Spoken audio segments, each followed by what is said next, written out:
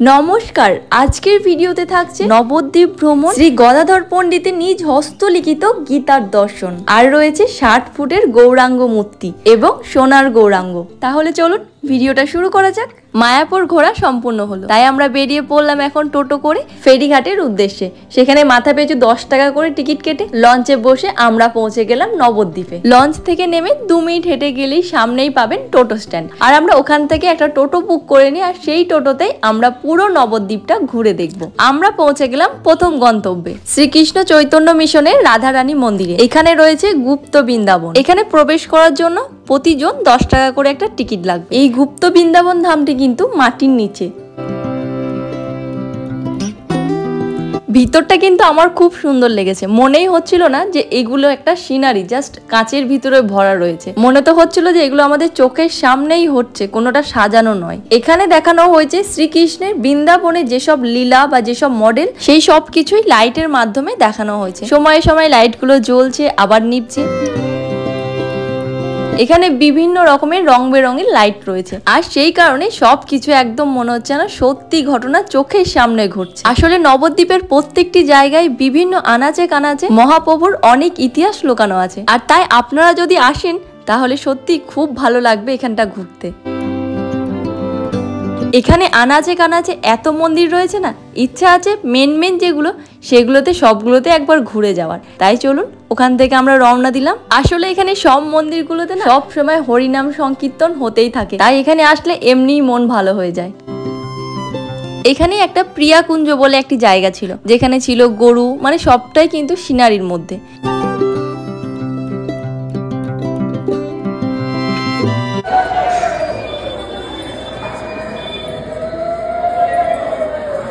বেশ অনেকটা সময় এই মন্দিরে বসেই কাটালাম।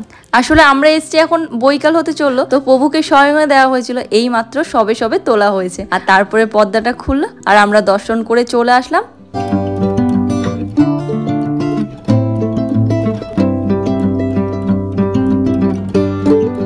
পৌঁছে গেলাম গৌর গোপীনাথ জিউর মন্দিরে। এখানেই রয়েছে 60 ফুটের গৌরাঙ্গ মূর্তি। টিকিট মূল্য প্রতিজন পিছু 10 টাকা।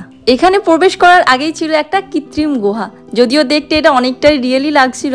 তারপরে এইরকম বেশ কিছু রং বেরঙের মাছ ছিল, যেগুলো বাচ্চাদের তো অনেকটাই মজার। এই বাগানটিকে খুব সুন্দরভাবে সাজানো রয়েছে। তো চলুন এবার একের পর এক আমরা সব কিছু ভালোভাবে ঘুরে দেখতে থাকি। ওখানে রয়েছে জগন্নাথ দেব, ওটা আবার রথের মধ্যে রয়েছে।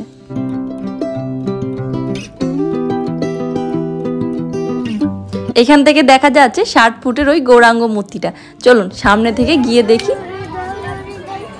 আমাদের ডোনা কিন্তু বেশ ঠাকুর ভক্ত। আসলে ওদের যদি ছোট্ট থেকে না শেখানো হয় না, তাহলে বড় হয়ে হয়তো এইসব জিনিসগুলোকে কিছুটা কাল্পনিক হিসাবে ধরবে, আর বড় হওয়ার পর হাত তোলা বা প্রণাম করা হয়তো ওগুলো করতে ওর লজ্জা লাগবে। তো এই কারণে ওর পড়াশোনার সাথে সাথে আমি চেষ্টা করি এদিকটাও শেখানোর। জানি না আমি কিছু ভুল বলে ফেললাম কিনা, তবে যদি কিছু আমার দ্বারা ভুল বলা হয়ে থাকে তাহলে মাফ করবেন।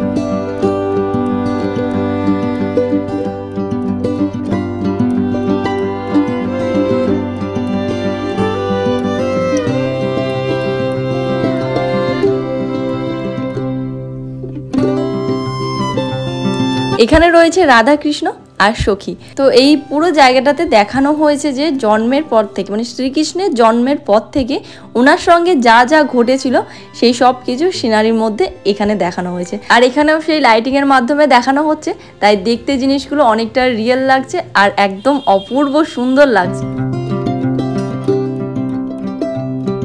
কিন্তু এবার আমি আপনাদের কাছে ক্ষমা চেয়ে নিচ্ছি, কারণ এর পরে নবদ্বীপে আমরা যেসব জায়গায় গেছি বা এর পরে বাড়ি ফিরেছি সেসব আর কোনো কিছুই আমি শেয়ার করতে পারিনি আপনাদের সঙ্গে, পারছি না। কারণ এই নরসিংহর মূর্তিটা দেখি, আর তারপরে দেখেছিলাম আমরা এই গোপালটা, আর এই গোপালটাকে দোলানো হয়েছিল আর দোলাচ্ছিলাম আর কি। আমরা তো ঘুরেছি, আমরা সব জায়গায় ঘুরেছি, ফিরেছি, দেখেছি, কিন্তু আমি আর কোনো ভিডিও বানাতে পারিনি। আর এটা আমি অনেকক্ষণ আগেই বুঝে গেছিলাম, কারণ আমার মোবাইলের চার্জ একদম শেষ। তো এই ভিডিওটা নেওয়ার পরেই চার্জটা হয়ে গেছিলো একদম শেষ, আর আমি তারপরে বাড়ি আসি, আর বাড়ি আসার পরে চার্জ দিয়ে আমার আর সেই হিসাবে কোনো কথা বলার মতো ইচ্ছে মানে করছিল না, সারাদিনের একটা ক্লান্তি ছিল। আর পাওয়ার ব্যাংকটাও সাথে করে নিয়ে যেতে ভুলে গেছিলাম, সেই কারণে এই ভুলটা হয়ে গেল। আর এটা হচ্ছে পরের দিনের সকালবেলায়। এখন আমরা স্নান করে আবার যাচ্ছি একটা বিশেষ জায়গায়। আর যাওয়ার সময় বারবার পিছন ফিরে দেখছিলাম, কারণ জানি না আবার কবে আসা হবে এই বাড়িতে। তাই এই হচ্ছে আমাদের গ্রামের দুর্গা মন্দির, আর এই হচ্ছে দিদা, আর সামনে ও রয়েছে, আর এখানে আমি, ডোনা আর মা। আসলে আজকে যাচ্ছি আমরা মায়ের মাসির বাড়ি, আর ওখান থেকেই বৈকালে যাব দিদির বাড়ি। আর শুধু দিদি না, দিদি নাম্বার 1 আওয়ার। তো পরে ব্যাপারটা পুরোটা বলছি। তো চলুন, এখন আমরা চলে এসেছি মায়ের মাসির বাড়ি, মানে আমার দিদার বাড়িতে। আর এই মহারাজকে কেন মুখটাকে বাংলার 5-এর মতন করে বসে আছে জানি না, এটা হয়তো ঘুমের অভাবে, কারণ এই দুদিন ধরে এত ঘোরাফেরা হচ্ছে না, ঘুমটা ঠিকঠাক হচ্ছে না। আর ডোনা তো সেই দিদুন বাড়িতে কই মেলায় আনা বেলুনটাকে সঙ্গে করে নিয়ে আসলো, ওটা নাকি বেলুর অব্দিও বাড়ি নিয়ে যাবে। এই হচ্ছে দিদার বোন। তো এই দিদা আবার বিরাট হাসাতে পারে, মানে যে যতই শপথ নিয়ে থাকুক, রাগ করে থাকুক, উনি হাসিয়ে ছাড়বেনই ছাড়বেন। তো এখানে এসে টিফিন করে এখন আমরা একটু বাইরে দিয়ে যাচ্ছি। আর এই দিদাদের বাড়িটা কিন্তু বহু পুরনো। এই যে সিঁড়ির মডেলটা দেখে আপনারা হয়তো বুঝতে পারছেন। তো দিদাদের নিচের তলাটা আর কি সব মাল থাকে আর কি, ওনাদের দোকান রয়েছে, তো হোলসেলের আর কি দোকান রয়েছে, তো সেই সবেরই মালপত্রতে পুরো লোড রয়েছে।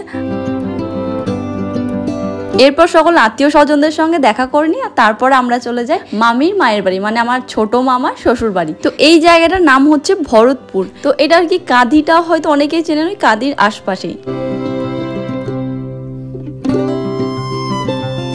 তো এখানে আসা যে কারণটার জন্য সেটাই তো আপনাদের বলা হয়নি। ওই যে বাসটা আসছে না, ওটা আসলে বৃন্দাবন যাচ্ছে তীর্থ করতে, কিন্তু ওনারাও তার আগে এসছেন এখানে গোপীনাথের দর্শন করতে। জীবনে একবার গোপীনাথের দর্শন নাকি করতেই হয়, আর যে কোনো তীর্থে যাওয়ার আগে। মায়াপুর নবদ্বীপটা পরে গিয়ে আগে এখানে এসে দর্শন করে তারপরে মায়াপুর নবদ্বীপ, তারপরে অন্যান্য জায়গায় তীর্থ করতে যেতে হয়। তো যাই হোক, আমাদের মায়াপুর নবদ্বীপটার আগে এটার ইচ্ছা ছিল, কিন্তু যাই হোক আগে পিছু করে আর হয়নি, এই কারণে পরের দিনই এখানে চলে আসলাম। হ্যাঁ, তবে গোপীনাথের দর্শন করতে এখানেই আসতে হবে সেরকমটা না, আপনাদের ওই সাইডেও যদি কোথাও গোপীনাথের মন্দির থাকে তাহলে সেখানে যাবেন। গোপীনাথের দর্শন করাটা ভীষণই মানে ভালো, আর তার সঙ্গে গোপীনাথের ভোগ প্রসাদ যদি পাওয়া যায় তাহলে তো আরো ভালো, যাকে বলে সোনাই সোহাগা।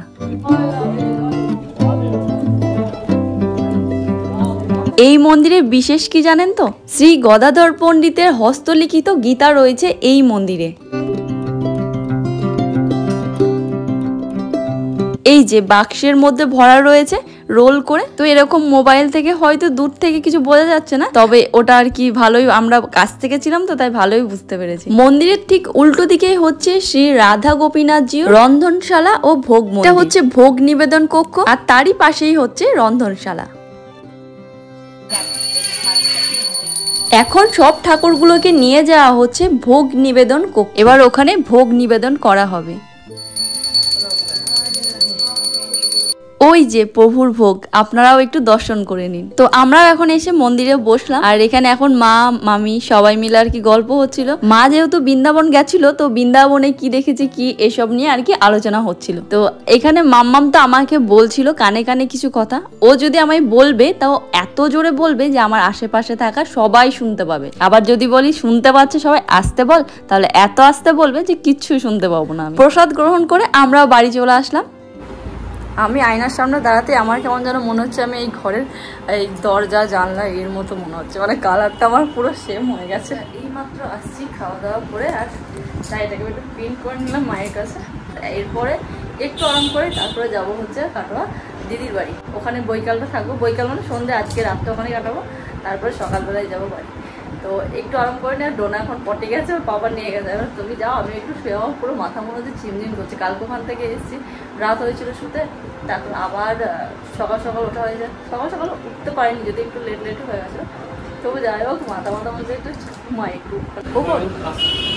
দেখে দিচ্ছি সেই তো পড়ে যাবো।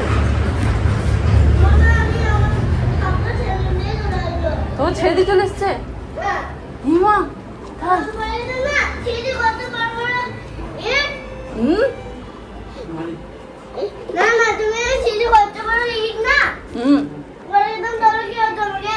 হ্যাঁ বলো।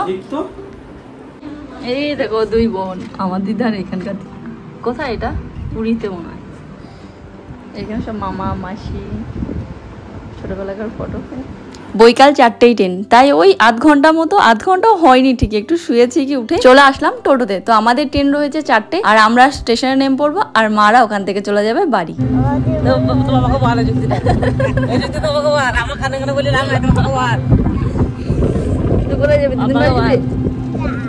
তো এবারে তো আর সেভাবে ডোনার দিদুন বাড়িতে থাকা হয়নি, তাই ডোনার যাওয়ার আর কি খুব একটা মন নেই। তো আমি বললাম কয়েকদিন পর আবার আসবো, তো এই কারণে ওকে বুঝিয়ে বাজিয়ে আবার নিয়ে যাচ্ছি। ওই যে ওপারে মা দাঁড়িয়ে রয়েছে। ভালো থাকবেন, সুস্থ থাকবেন, আর আজকের ভিডিওটা আমি এখানেই শেষ করছি।